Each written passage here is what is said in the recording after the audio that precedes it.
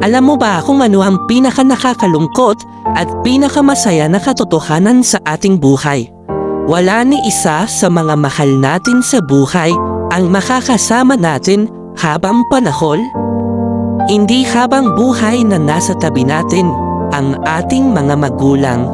Hindi rin habang buhay ang paglalakbay natin kasama ang ating asawa.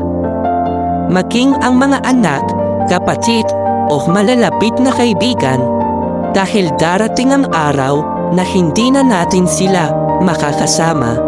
Bawat isa sa kanila ay pahiram lamang ng Diyos. May itinakdang panahon lang para makasama natin sila. Panahong dapat pinapahalagahan, iniingatan at pinasasalamatan.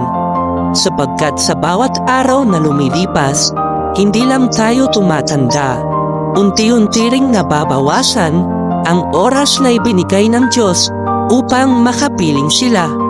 At darating ang oras na babawiin niya ang mga panahong ito. Hindi natin alam kung kailan, pero tiyak na mangyayari. Kaya habang may pagkakataon pa, huwag nating sayangin ang mga oras sa galit, tampuhan o sama ng loob.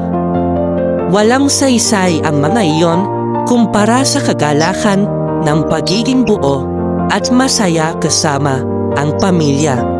Dahil sa huli, lahat ng sandali na kapiling sila ay isang regalo, isang paalala na hindi dapat palampasin ng walang pasasalamat. Kaya't habang pinapahiram pa ng Panginoon ang ating manamahal sa buhay, gawin nating makabuluhan ang bawat araw sa pagmamahal, pag-unawa at pasasalamat.